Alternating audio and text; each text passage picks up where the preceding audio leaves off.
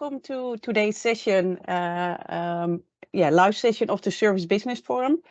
The Service Business Forum is a new initiative, a new community that is built by Noventum. I will tell you more about this in a minute. And in today's session, we have invited our partner Syncron, who supports service businesses of manufacturers to really transform their service business models towards a more predictive and eventually outcome-based business model. And today we have in our meeting, we have Thomas Lindahl and Nicholas Johnson from Syncron, and they are going to share their experiences and share some use cases on what they have learned about implementing an outcome-based business model. So welcome and thank you very much, Thomas and Nicholas, for attending today's session and sharing your thoughts with us. In short, about the Service Business Forum. So this is a community that was launched in May of this year by Noventum, and it's a community for service leaders and executives of manufacturing firms. And we want, with this community, to inspire them to challenge their thoughts on the status quo and really equip them with the right knowledge to capitalize the full potential of the service business. And we do this by different means. So we kicked off in May of this year with organizing an advisory board session where we defined the topics of our events for the upcoming year and the topics of the research that we are conducting into what are service industry standards with regards to, for instance, artificial intelligence in service, or with regards to how service businesses can drive profits, or how you can grow with digital services. So it really provides all the members an opportunity to bring their service businesses to the next level. And we are not doing this alone. So as I said, Noventum is the organizer of the Service Business Forum, but we have two event partners, Syncron, who is joining today's session, and GMS Development, and we have some research partners that help us with doing the research, which are HSO and Microsoft. We already had two service business forums, one in Zurich about artificial intelligence in service, one in Vienna about service business drives profit. And the upcoming one will be held on the 23rd and 24th of November in Stuttgart. And here we are together with some service leaders talk about how can manufacturing companies grow with digital services and how can you identify the right business model to monetize all these digital capabilities. So this was in short about the Service Business Forum. Now back to today's objective. So what you see here on the screen is a service business growth model. And this illustrates a typical evolutionary path of manufacturing firms on how they can grow their service business. So at the left, you see all kinds of what we call product-related services. So different services all focused on helping end customers to optimize the use of the equipment. And at the right side, you see what we call customer business related services. So these go beyond only the product, but help end customers to really optimize their business. For instance, by offering an outcome-based model focused on helping customers to improve the production through the use of the equipment, for instance. And we see a lot of companies that want to implement such outcome-based models. But what is the right point to start with? And that's the focus of today's session. So where Syncron helps customers today is to start their journey towards offering outcome-based service models by first helping them to become profitable with offering what we call full service or more predictive services, and getting the right data in place there to really optimize that service business model to eventually make the step towards offering a more outcome-based service business model. And I would like to ask Thomas now to elaborate on what you are going to tell us all today. Thank you. Oh, thank you, Annick. Good presentation. And this picture here is actually representing the same thing we talk to our customers. the evolution on the way to outcome-based. And it's a tricky journey, as you described. And therefore, we're going to spend time today where Nicholas is going to explain how we do it. It's back to the basics, actually. If you can have predictable and profitable service contract business, then you have built a foundation to actually add on the services of the outcome-based. Because if you don't have control of your contracts, you have diverse contract base and also unpredictable profitability, you have very difficult time to actually go into the outcome-based. So the key here before we go into outcome is to helping customers to actually achieve the full profitability and analytics in the service contracts. So I'm going to hand over to Nicholas that's going to guide you through how do you do that and how do we help customers to achieve this. Thanks, Tomas. Yes, so like we said, we at Syncron, we use a very similar picture like this one that you see from Noventum with the 4 stages. We call them the same things: reactive, preventive, predictive, and proactive. And the focus of today's session, right, is how we can transition to the right-hand side, to these outcome-based or service-based business models. And what we are trying to put in your mind here a little bit is that is not only a shift in, sort of how we deliver the services itself, how we run our internal processes, but it's fundamentally a shift in the business model itself, like how we as an OEM run our business, which has implications in a lot of areas. So to make that transition, there's a lot of things that has to be put in place, basically supporting functions and supporting processes to be able to make that shift. But in the end, it's up to service leaders themselves to decide, based on my industry context and based on the market that I'm active in, is this something that I actually want to do? Do I want to transition my business models? So we are there to sort of help lay the foundations for you to make that choice. Now, if we look a little bit to set the terms of what we're talking about, right? Outcome-based business models versus, traditional after sales. Let's talk a little bit about where we are today and where this blue arrow is heading, right? So traditional after sales today, is you sell equipment and you sell the spares and repairs needed to keep that equipment up and running in one-off transactions. So you sell your asset. The asset might be financed by a lease or by a loan from the bank or just off the balance sheet of the user, but it's sold in a one-off transactions. So the key pillars is the equipment itself, and then the surrounding services, and like first and foremost maintenance, right? That the user buys themselves from the OEM and the OEM service points, and then some supporting digital infrastructure that the OEM has to keep this business running. Like you have your parts pricing solutions to make sure that parts are priced correctly. You have your supply chain solutions to make sure that the parts are stocked at the right location at the right point in time when the customer comes in to request service. And there's field service solutions to make sure that the technician fleet is at the right place at the right point in time as well. So it's the traditional picture that you all know very well, and this is how most businesses of ours and customers of ours are run today. But if we transition that and look forward into this blue side of the growth model, of more into an outcome-based or equipment as a service-based business model, that has very different implications.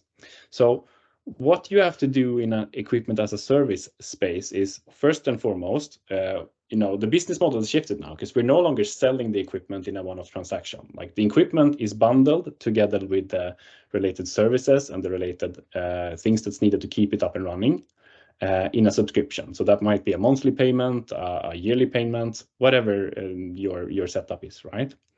And in addition to that, the need on these digital tools have increased a lot because the risk has now shifted from the end customer to make sure that the machine is up and running over to the OEM. And this is on a scale, but if you really want to shift a full outcome-based business model, then most of the risk or all of the risk has gone over now to the equipment manufacturer. So you need to make sure that you really can assess what those service delivery costs are going to be at each point in time, and that you can keep track of them using various digital tools and make sure that you optimize sort of the total cost of ownership for that asset during its lifetime. And in addition to that, to make sure that the end customer actually, wants to buy this equipment, we have to have certain promises of guaranteed uptime or guaranteed outcomes in terms of SLA. So we make sure that if we take an excavator example, it's up and running 90% of the time, or we ensure a certain outcome happening. So we guarantee certain things, and that's also part of why we have to be so good at execution to make sure that we can keep those promises. So those are sort of the 4 pillars that you need. Now, supporting those, we have on the top here what we call the software backbone. So moving to a equipment as a service model entails that you also need to make sure that you have all of these digital tools in place, and that you have run those processes so they are ingrained in the organization, so that your technicians know how to use them, so that your pricing managers know how to set the right expectation up front when selling the contract. So we need to make sure that all those software tools are in place in the organization, and that we have sourced them ahead of time and sort of get them ingrained in our service organization. And on the bottom end here, at the same time, we need to be aware that if we are running an equipment as a service model, now it is on us as OEM to provide the asset itself, right? So we need to fund that asset through a lease or through some kind of funding from a bank or a financial vehicle to make sure that we can bundle that into the deal and provide that to the end customer that then pays an ongoing fee. So this also implies that the business model itself, the revenues from this business model will shift to a different flow. So initially, all this revenue that used to come from equipment sales and part sales will taper off, and we will slowly recoup that through the subscriptions, but it's going to take a long time before we fully realize that value from a full-on outcome-based business model. So what OEMs needs to keep in mind is that there's going to be a dip in revenue from this existing business that slowly transitions to the new business, and it's going to take a while for that full value promise to realize and to recoup a higher value than from the customer eventually, but over the long term, over these subscriptions.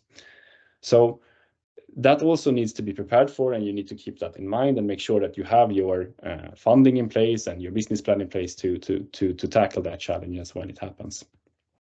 So what we're trying to say here fundamentally is that this is a different type of business model that requires a different infrastructure to run on and a different set of expectations of what service needs to be delivered. And you need to do your homework as an OEM to be ready for when that shift comes. So fundamentally, service leaders find themselves in this spot that they're sort of, they have this existing business, they feel this demand from the market that so customers expect more. They expect more in terms of the service delivered, and they expect more in terms of what type of business models are offered. But they also run a profitable existing service business where there's still a lot of potential to optimize. So basically, you have to make a choice sort of on, am I going full on for the equipment as a service model? Then I also need to change my incentives internally in my org. I need to make sure that the sales teams are incentivized on subscription sales and not part sales and asset sales. And I need to make sure that my service technicians and my field technicians think in terms of total cost of ownership and making sure that they report even smaller problems so we can keep the service costs down. While at the same time, a lot of OEMs also think that this might be too risky. Like, this is not where I am today. So another way to do it is just to keep evolving the existing business and keep evolving our existing offer to a point where we have all of those enabling things in place, so that we are ready to make this shift. So I want to take a few moments to talk about some of the sort of common pitfalls when you are in this mode and trying to make a decision of, do I go to the right or do I go to the left in this picture here? So a few of the things that we hear from our customers is things like, service leaders sometimes overestimate the internal maturity of their organization. Like, do we actually have good enough cost tracking, both of, the cost incurred on our service contracts today, like what does it cost us to deliver a 5-year contract for a particular asset type of full service? How much do I need to set aside for losses for the next 2 years on that service? Another common pitfall is that, the usage of the asset itself might shift.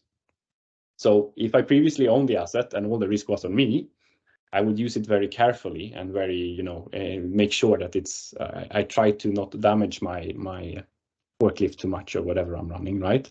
And now, all of a sudden, when all the risk is on the OEM, I'm going to use it much more heavily because I'm using it to get this business outcome in my own business. And I don't care as much about being careful because I know that a tech will be there from the OEM and repair it in case something happens.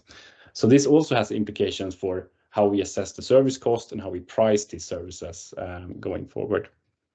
And thirdly, we also see a lot of OEMs sort of getting a little bit lost in all the digital add-ons that you can bundle together with the services, because there's a lot of cool stuff that you can add on top of a service offer. So you can add utilization monitoring, and you can add information on the asset state and things like that. So there's a lot of add-on services that can be bundled around it. But at its core, you still need to make sure that the asset and the asset's uptime is there and is being delivered according to those SLA promises to the customer. So taking this into sort of a summary is that how we see this from Syncron side, from our company side, is that we want to be that IT backbone. We want to help OEMs earn the right to make a choice here. Do we go to the left or do we go to the right? And if I choose to stay on the left-hand side, I can still spend a lot of my time investing in my existing business and building out these foundational layers, so that if in 2, 3, or 5 years time, my CEO comes to me and say, we can see the demand in this use case is there. We can see that customers are requesting this, and that we can see that there's a clear case for it. That then me as a service leader, I'm ready to make that choice and jump over to the other side of the board. Yes, I have a question. Like, I received some questions beforehand, and perhaps this is the right moment to ask. Also, for all the participants, feel free also to add questions in the chat. I forgot to say that. But you already mentioned, like, the CEO at some point decides to move towards more to the right. But are customers like the only driver for such decision, or are there more factors that you see that companies have to make that move towards more equipment as a service models? Would you? Yeah, I think this depends a little bit on the industry context that you are in, right? Like, not all businesses makes sense to run in a equipment as a service model, right? For example, like I was recently at a conference where I was talking to a manufacturer of elevators in Germany, and one of the things that struck me there was, like, if you think of it from a perspective of some very, very long life cycle asset like an elevator, you basically can't sell an elevator unless you guarantee that it's safe to run, right? No one wants to go into an elevator that is risky. So you have to sell it with service. And if you sell it with service in a 30-year contract, and that asset is also financed by by some lease or some financial arrangement, what is the difference between equipment as a service model, where or outcome-based model, where you sell that uptime, versus a full service contract that's going to be there for the full duration of the asset's lifetime? So it depends a little bit on the context, and I think where it makes sense is where customers feel the need to use these services in intermittent periods. So what I mean by that is, like, there are certain industries where it might make sense to have this flexibility to be able to use it and to have all the costs covered for 2 years or so, and then be able to offload it again back to the OEM. Whereas in other situations where you need it to be there always, it's business critical, maybe this concept needs to evolve a bit to something else, because you have to sell it with service and you have to sell it with maintenance, and there's not really an option there to say that we will just buy it within this period of time, right? So the demand has to be there from the market. It has to make sense in your context, and if it does, then I think there's a lot of profitability to moving to these business models. Okay, thank you. So that maybe brings us into the next stage here, where we're going to talk a little bit more about Syncron and how we can help service leaders earn the right to make this choice, right? So what you see here is our own 4-stage model. We talk about the same stages. You know, we talked about moving from the reactive stage where things are sold in one-off transactions, in break-fix mode, where we sell parts and maintenance, and we sell time and material services, to transitioning to condition-based maintenance and service contracts, to further on to uptime contracts. And we have a solution portfolio that is positioned to help cover most of the needs of an OEM to deliver this service. And what we're going to talk more specifically about today is our contract pricing offering, which is focused on helping optimize these service contracts that already exist in your business today, that might evolve in some point in time to more of a equipment as a service or outcome-based offer. So how these typically look today is that an OEM will have some range of full service contracts, maintenance contracts that, you know, just cover the regular, you know, maintenance intervals, warranties or extended warranties that you can upsell at the point in time when the regular product warranty expires, and full service contracts that covers both planned maintenance and unplanned failures of the assets, in addition to a lot of other add-on services, right? And you might even have been tipping your toe into some of these uptime contracts where we have very clear SLAs as well of what we need to deliver on. That's typical. So what we've done on our roadmap is we positioned our product to focus on these initial focus areas on the left-hand side of the model. So again, building out the infrastructure to run these contracts in an efficient manner and a profitable manner. And while you do that, you sort of build up the muscle memory in your organization to be able to do these things, these enablers that you need to do if you want to transition further to the right to an EaaS model. So you will have good control of your cost to be able to see what those are, and you will have a good foundation for assessing your service delivery costs under some period of time. So that's what we're focused on, and we're going to talk a little bit more about how that can look like with a real use case example here. And before we jump into that, I'm just going to say one last thing about full service contracts or contracts in general, and that is that they are dependent on the type of industry you are in, because some industries, you know, you have a middle layer between who actually delivers the service and who sells the equipment. So dealer-led verticals, where it's actually the dealer who sells the contract, particularly in construction and mining context, but also in automotive. You know, you take your car to a dealer. Those verticals will require a bit of a different IT infrastructure to run, since the entities delivering the service are different from the OEM itself. But in other contexts, like consumer durables or industrial equipment, you know, let's take the elevator example again. You can't sell an elevator without also servicing it. So it's typically the OEM that is the contractual counterpart for these service contracts, and then outsources the service to maybe a third-party supplier. So for them, it makes sense. So we are initially focused on these verticals where it's the OEM who stands as the counterparty in these contracts, regardless of who actually delivers the service, and that's what we're focused on. So what we hear when we are out talking to our customers, some of the pain points and opportunities, is that for them, it's very, very hard to assess at the point of time when I'm selling one of these contracts. I need to sell a 5-year full service contract for my equipment. It's very hard to assess what the cost to service will be, because there's a high number of variables that goes into making that assessment. So there's a high complexity in terms of the product configuration. You know, it might come with certain add-ons and certain attachments that I didn't think of previously, and that makes each asset a little bit unique. Usage patterns are different between different customers. So some customers will use it in environments that aren't so much wear and tear, versus other customers will use it very, very intensely. There's a high, uncertainty in terms of what the input costs will be. So think of inflation the last year, no one knew that spare parts prices and labor prices would increase at the pace they are doing right now. So it's keeping track of the input costs is tricky. And also just, assessing how much travel time a technician will have to service this particular asset in this location is a tricky thing. So there's a high number of inputs that goes into this cost to serve, and they have a hard time tracking it.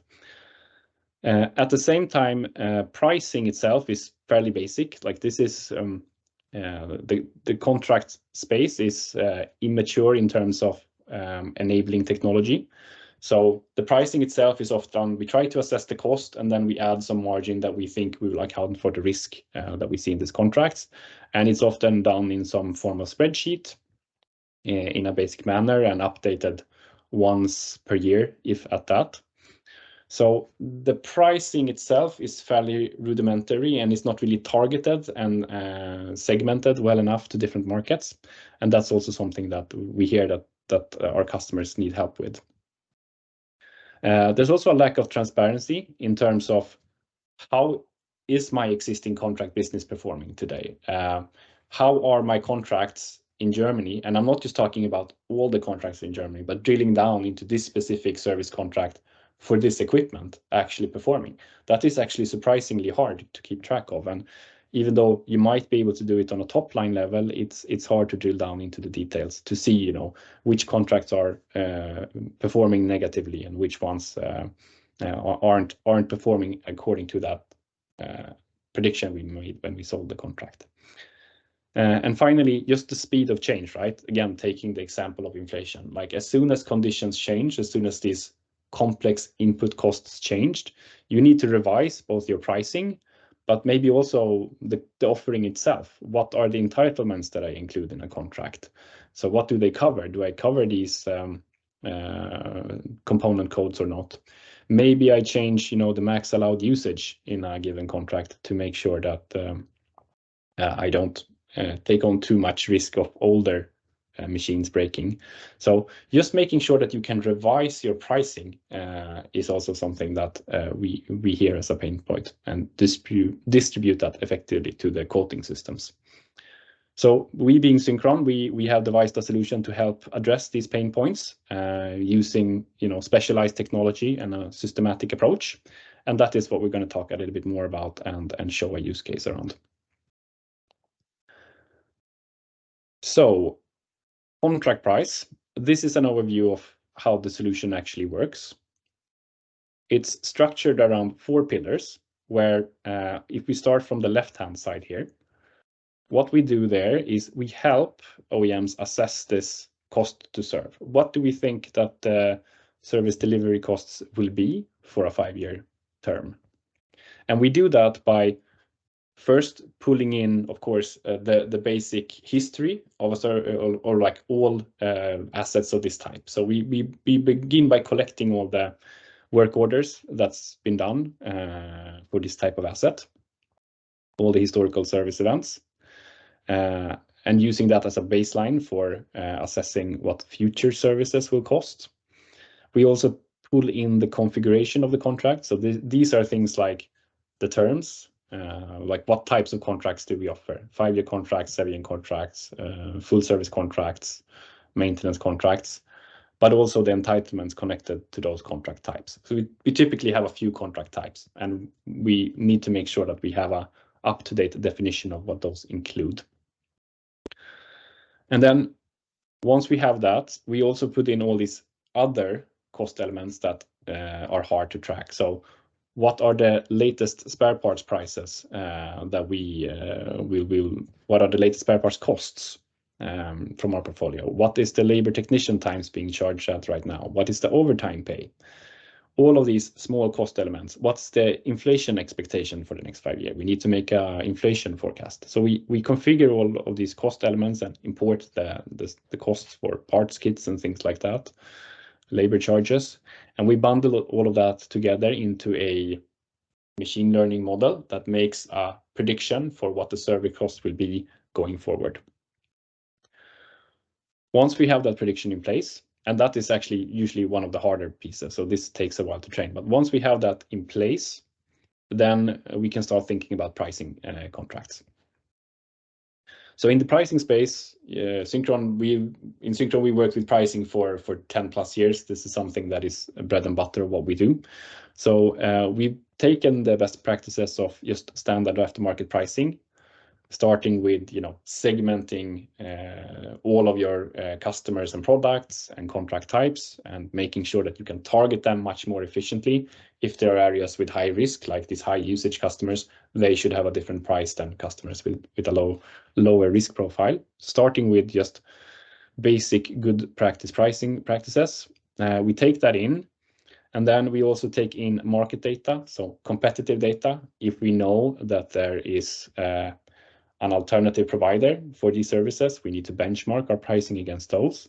But crucially also in the service space, one of the things that you have to benchmark yourself again is not only your competitors, but also the cost for the customer of doing this themselves, right? So when they buy a service contract, they're going to compare the price of the service contract against what will it take me to do this with my own technicians, just buying the spare parts from the OEM. So I need to set the expectations of my price in relation to that, and in relation to the original asset price that I sold the asset with, to make sure that it makes sense in the mind of the customer to buy the all covered full service. And then finally, we bake that together in a pricing logic, which is basically how you formalize the strategy. And then we apply that to this particular contract type and this particular market. We also, once we priced or set a recommended price for this contract type, we've sold the contract. Another key thing that we help customers do is we help follow up on how the contract actually is performing. Is it performing according to that assessment we made when we sold the contract, or is it performing under trend, so more costly, or maybe even over trend? And we do that by, of course, taking in the latest as serviced costs from, so all the costs from field service performed. We take in any penalties that we get from our SLAs if we don't live up to them, and just account for all the costs, running costs of the contract, and account that to the individual contract level, so we can drill down and track it on an individual contract. And at the same time, since we now have a portfolio contract, we try to quantify what level of financial risk am I as an OEM taking on. And we can do this, for example, since we make these predictions, and each prediction has both a point estimate, so like a mean, but also a variance around it, a risk measure. We can try to quantify that if we look on all the contracts that we have live in Germany, let's say, what's the probability that we're gonna have a higher cost for next year than we have predicted, with some margin of error. So we can try to quantify areas where we see risks building in the portfolio, and we can also help follow up on these against the financial team, which typically you will have some controller or someone in the finance department who want you to set aside how much you think you will need to set aside on the balance sheet for future service costs. So you need to every year report that we think that we need to set aside this much for the full service contracts for all the repairs that will happen. And so just revising and making sure that estimate stays up to date and is communicated to the finance team so they can build it into their models is a lot of work. It's complicated, and it's something that we can help automate. In addition then to just this third pillar of making sure that we see how the portfolio itself is performing, we have also what we call the program, or the fourth pillar here, program management, which is all about actually that fourth risk that we identified earlier, about making sure that we can react to market changes more quickly. So, for example, one of the things that makes a service contract different now in this service world than a break-fix world is that when you sell a service contract, you're locked in for a long duration of time, right? You're locked in for 5, 6, 7 years. And if you do that at a loss, you're locked in for losses for 5, 6, 7 years, which is very different than just selling a spare part and, okay, my input costs have changed, costs have increased, so I will change the price next year. I'm not locked in that long. So we need to pick up these signals of changes in the cost structure. Like, again, taking inflation as an example, our sourcing costs for parts have changed and labor costs have increased. So we need to quickly change the pricing in a contract portfolio or change what we include in our contracts to make sure that we stay viable and profitable. So we take these signals from the third pillar, the financial monitoring, and once we need to start revising stuff, we have a set of workflows for revising basically the portfolio itself. What type of contracts do I offer? So I have these 5, 6, 7, bronze, silver, and gold contracts, levels of support. And now I can quickly either start offering a new tier or removing maybe like a bottom tier that no longer is profitable since it's so bare bones. And I can start revising the prices for those types of contracts, and I can start changing them in all of the markets that I'm present in. Maybe the costs have increased differently across the different markets. And I can also start changing, the entitlements and the coverage that these includes. So it's all about updating your contract portfolio, how you go to market in once a year or twice a year price revision processes. And that's what we try to do in the program management leg here. Nicholas, just a question, because I think all of this information that you have in here and the way you then track the profitability, that's really valuable. But if I sometimes look at some of the customers we work with at Noventum, they are not always having an aligned principle on what are the costs, for instance, of service, and how to have global service accounting principles, for instance. Is this like a prerequisite for using this model and for eventually also going to outcome-based models in your view? It's a good question. So how we see this with the customers where we've implemented our solutions is that typically these service offerings, they've evolved organically, sort of market by market, right?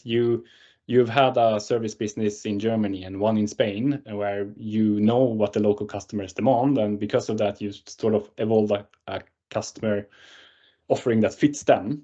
So they are a bit different in how the contracts are structured, what they include, and also how you report the financials around them.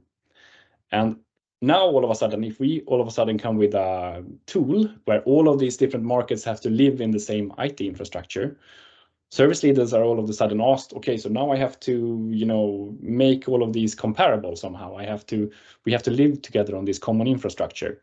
And that means we have to standardize both the contract types that we sell and the inclusions of those contract types, but also reporting standards.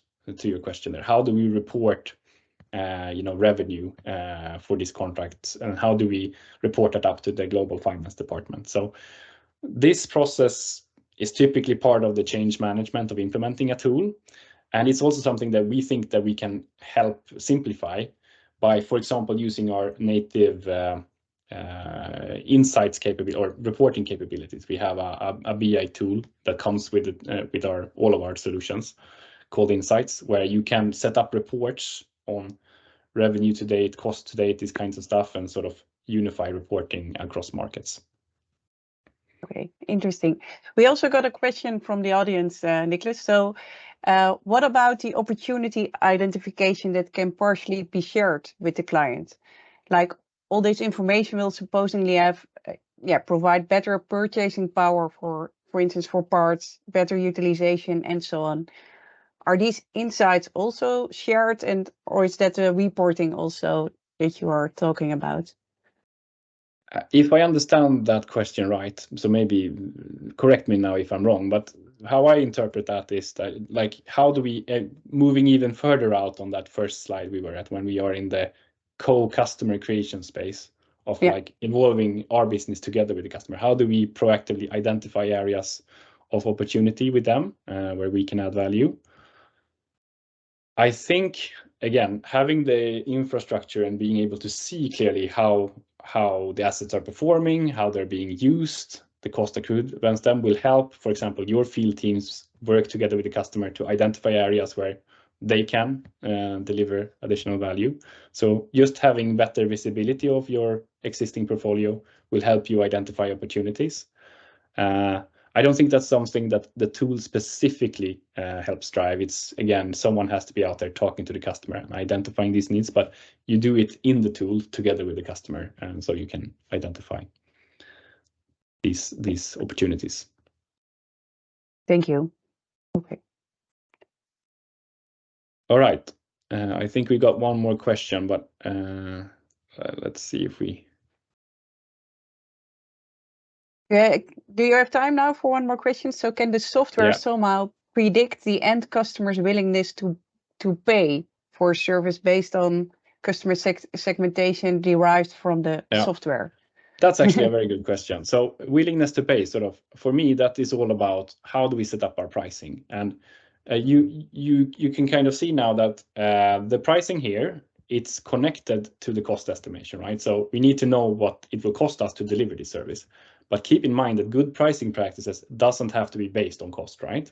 So one of the things that we also try to do when we implement any pricing solution at Syncron is we try to position value-based pricing and perceived value types of pricing in the mind of service leaders, so that you can structure your pricing processes based on willingness to pay. And identifying willingness to pay, that is, that's usually a consultancy engagement. It's very, very industry specific. Every industry have different triggers for what is it that I'm willing to pay for. So it's not something that's easily identifiable. It usually takes some time, but the system supports using those kinds of pricing methodologies. So if you can identify a value driver, if you, for example, in the elevator example, know that we need to price based on the number of cycles that the elevator has gone up and down, and there's a certain metric that the customer cares about, we can position our pricing in relation to that. And so that's how we can capture that willingness to pay, even though it still will be a lot of work to identify what is that driver and what is that key metric. Okay. All right. So for the sake of time here, I think just let's do a quick preview of the solution before we round off with the last set of questions. So I'm going to transition now to like a short system preview, where the basic premise here is that if we have set up our pricing strategies and we have already done this price revision framework, so we set the types of contracts that we are willing to sell, and we have a live active portfolio of that, what do I need to do to quote a new contract or renew an existing contract? So if I jump over now to, I'm going to switch really quick to contract price. This is how the solution looks, and I'm already logged in here as a key user. The first thing I'm greeted with is an overview of all the existing contracts that are out there in the market in various stages.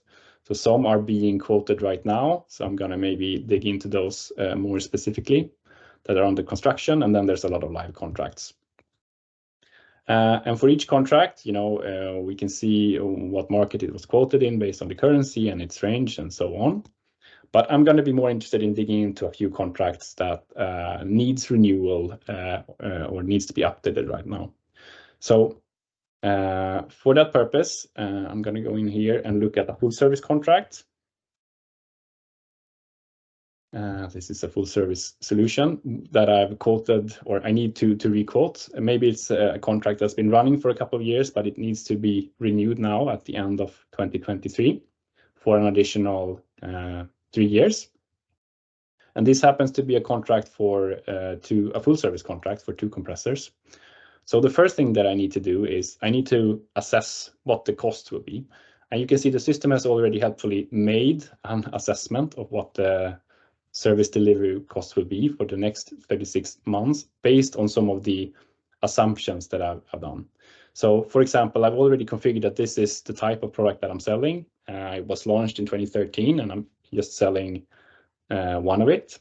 And it has a maintenance plan plus, so it includes certain maintenance activities, but not others that I can quickly check if I open up my maintenance details.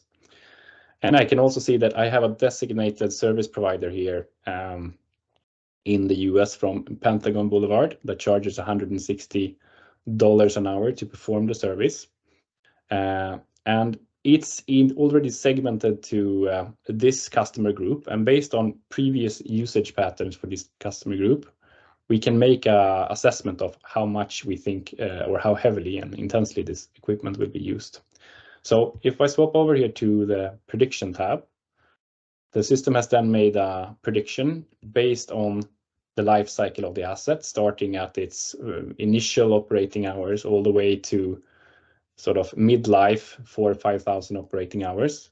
What we think both the planned costs of that maintenance, broken down into parts costs, but also then the labor costs. So based on the hours we would think we'll need it and the rate we charge for that time, but also the travel time that we think will be needed for the maintenance.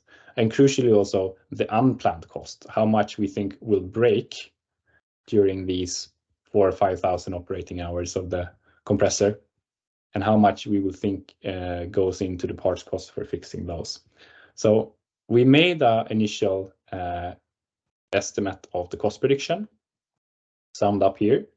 And based on that cost, now this has been matched to one of those pre-configured pricing logics. So based on that, we've also added a cost plus pricing logic to it that has marked it up by 30%, but also potentially could take in competitive factors or other factors or a value driver if that's the type of pricing logic we would build to make this final price recommendation that I could then potentially just accept, or if I think it includes too much risk, I can start changing and updating it and baking in additional add-on services to update the final customer price. So let's say that this is a contract that needs renewal, and I need to change some of the parameters that I've built this quote on.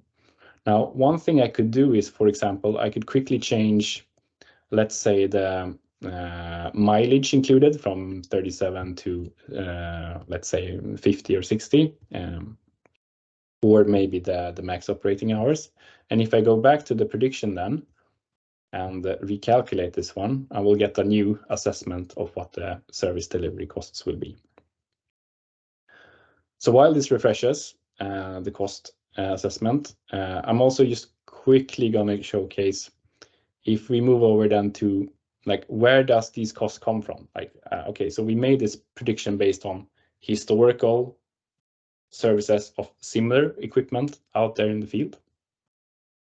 And just like you would have in a field service system, those work orders or repairs are logged also in contract price. So I can easily look up for the same contract, what are the sets of services that have been performed to date.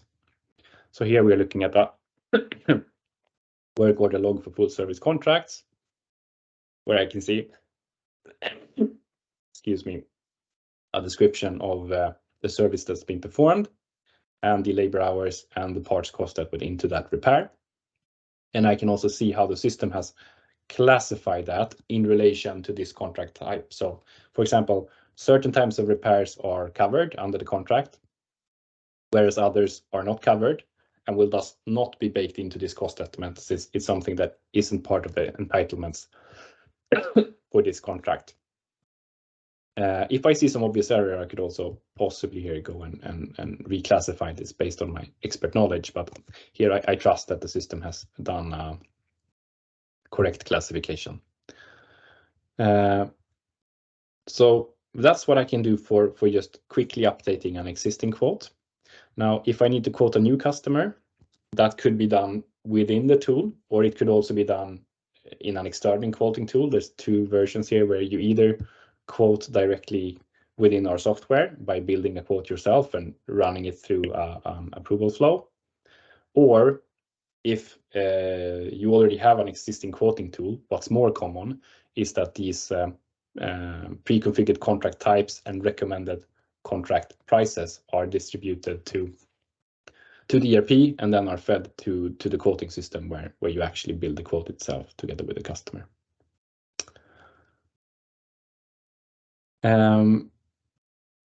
Finally, when we look at this third financial pillar, I'm just going to do a short preview also that we have this reporting capability built into the tool, where what we're looking at here is an overview of the entire contract portfolio. So here I'm looking at a spread of all of my contracts for 2019 that are live today. And I can plot them, for example, in terms of, both how big they are, so in terms of revenue, but also in terms of profit. So I have a few that seems to be performing okay, but there's also some loss makers that I might want to dig into and find out why are these performing worse than the others.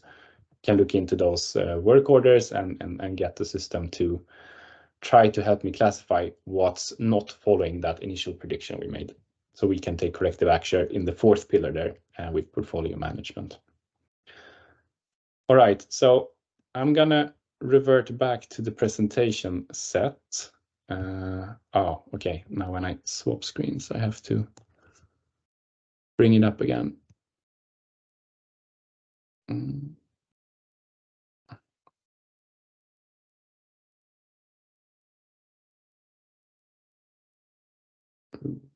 Let's do this. I have it already open.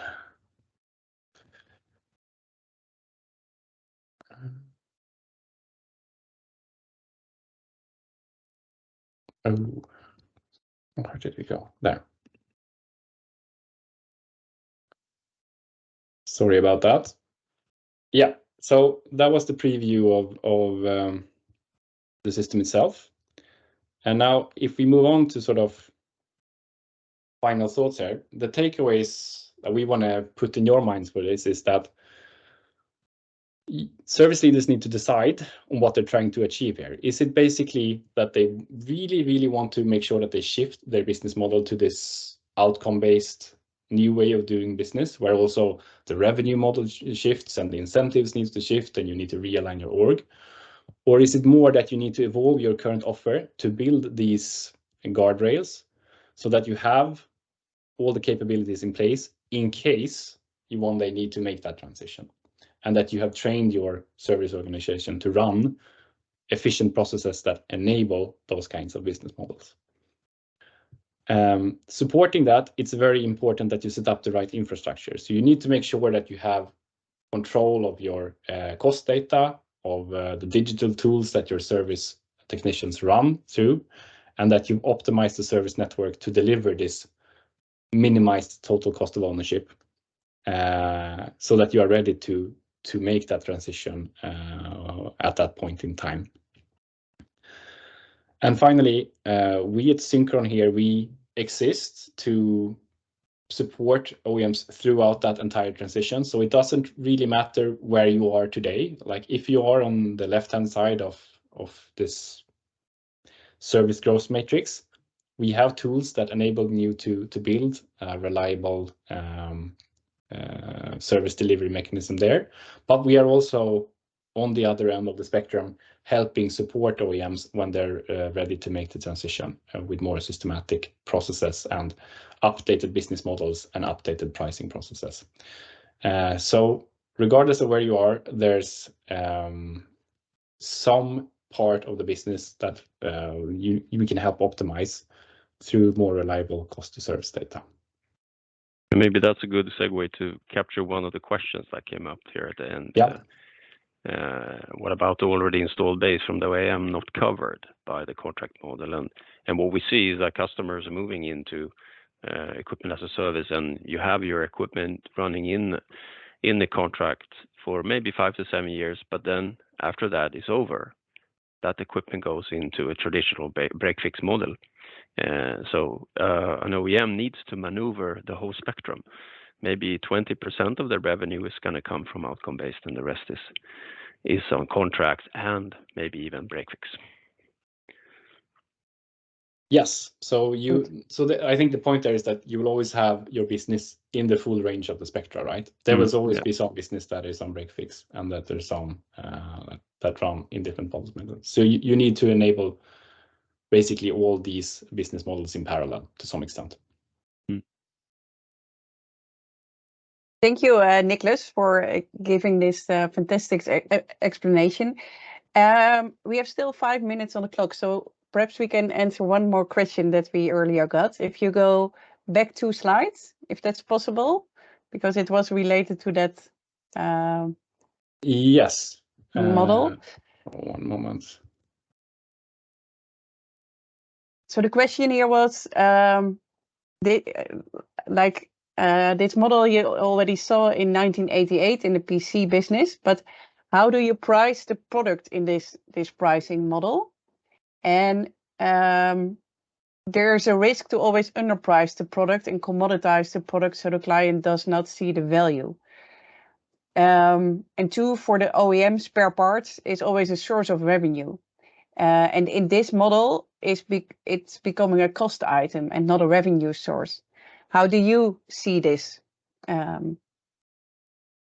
Good question. So I think to talk about that, it's better to maybe look at one of the earlier slides that we have here around sort of the evolution of the service offering itself, right? Because that's really what we're talking about. So when we talk about when we're still selling full service contracts, we're not selling a subscription on the asset itself. We're still selling service contracts. In that world, you need to. There was 2 questions there, so I'm trying to remember the first one compared to the second one. What was the first one again? The first one was like, how do you ensure that the product price is really captured in like an equipment as a service subscription model? Right. Yes. And not impact like the P&L of the company in the end. So you lose product revenue perhaps on the one hand. So how to cover up for that in that sense? Yeah, and I don't think there's an easy, quick answer to that, but in the full service contract space, the product price is basically an input. When we run our software, the product price is an input, right? There's someone who's priced the asset, and we need to price the service in relation to that asset to make sure that the service is accurately positioned in terms of price. So there, it's more an input that you need to take into account and benchmark your service offers against. When you get into the equipment as a service space, exactly as you say, then if the asset itself is baked into the subscription, how do you make sure that you take that costs into the subscription in an accurate way? And that's that's a lot of fine pricing that you need to sort of model and build a couple of scenarios on. I don't think we have a lot of examples of customers doing this in a systematic way today. Well, like one way is to take your financing cost of the asset and add that as a component to the subscription and build the subscription that way, and see if that works out as a business model. But for sure, it's something that needs to be baked into the subscription and taken care of. And it's just 2 different model components for how you feed that into a pricing model. Setting the final price, that's going to be the tricky part, where you need to spend a lot of time analyzing, what's the market accepted level. Yeah, and is it also the case that OEMs, instead of like selling new products, they get like a lot of revenue immediately, that they almost have to finance the assets that they use in an equipment as a service solution? Yeah, I mean, as we talked about this, if you make this transition, right, initially you will cannibalize your existing business while you are still getting these subscriptions, so that you over time extract more lifetime value from these new business models. And to some extent, I think the existing business finances that shift. So maybe it's so that you will charge a little bit lower initially on your equipment subscription to make sure that you get that off traction and get that into the market and get a good adoption of it initially. And then once it's more widely adopted and you have more scale, then you can start lowering these prices or increasing the prices to recoup some of that initial investment. So maybe that's a thought. Yeah. Good last thought. So we are at the top of the hour. So Nicholas and Thomas, thank you so much for sharing your insight and your knowledge during the session. If there are people with any more questions, feel free to send them to us and we will still try to answer them. I just want to thank everyone for being present in this session. And we will still share the recording, of course, also afterwards with you. Thanks a lot. Thank you. Okay.